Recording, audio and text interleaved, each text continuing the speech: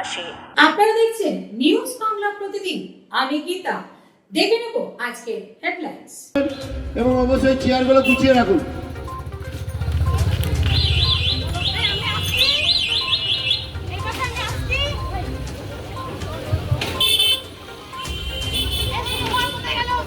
মরশুমে দেখা গেল এখানে রক্তদান শিবির, রক্তদান জীবনদান, কতজন লোক রক্ত দিলেন?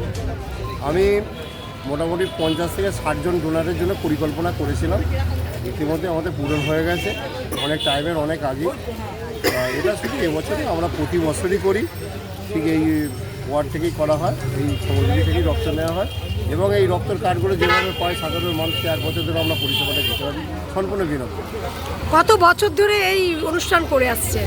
এই অনুষ্ঠানটা আমি যদি বলেন মানে দলমত নির্বিশেষে তো রক্তদান, তাই এই অনুষ্ঠানটা আমি 1995 সাল থেকে করে আসছি। প্রতি বছর আমরা করি এবং আমার নেগেটিভ রক্ত আমিও রক্ত দিই। প্রত্যেকটা এতে শিবিরে আমি রক্ত দিই, আমার এই নেগেটিভ। এই মুহূর্তে কতজন রক্তদাতা রক্ত দিয়ে? 50 জন অতিক্রান্ত হয়ে গেছে। আমাদের 60 জন প্রোগ্রাম এখনও যে লাইনে দাঁড়িয়ে আছে, আমাদের হয়তো 60-এর অধিক হয়ে যাবে, কিন্তু আমরা 60 জনই নেবো। কেন শীতকালে রক্ত তো খুবই হয়, সেই জন্য আমরা 60 জনই করেছি, 60 জনই আমরা নেব। রক্তদান ছাড়া আপনারা আর কি কি সামাজিকমূলক রক্তদান ছাড়া এই ওয়ার্ডে তৃণমূল কংগ্রেস, এই দুটো ওয়ার্ড আছে, 231 নম্বর বুথ এবং 232 নম্বর বুথ, যেটা হিন্দুদের যখন আমরা অষ্টমী, দুর্গা অষ্টমী যখন হয়, আমরা ত্রাণ সামগ্রী তুলে দিই। লুচির জন্য ময়দা, তেল, ছোলার ডাল, আলু সামগ্রী সমস্ত কিছু আমরা তুলে দিই। ঠিক তেমনি ঈদের সময় আমরা মুসলিম মহিলা পুরুষদের জন্য বস্ত্র তুলে দিই। এছাড়াও শীতকালে কম্বল বা আমাদের সমস্ত কর্মীকে নিয়ে বিজয় সম্মেলনী বা যখন যে ডাকে যে কোনো অনুষ্ঠানে আমরা যাই এবং অন্য অনুষ্ঠানেও আমরা করি।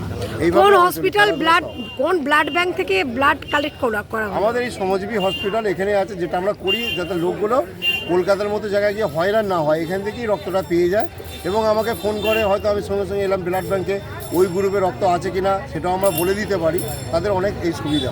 আপনার নাম আর ডেজিগনেশনটা বলুন।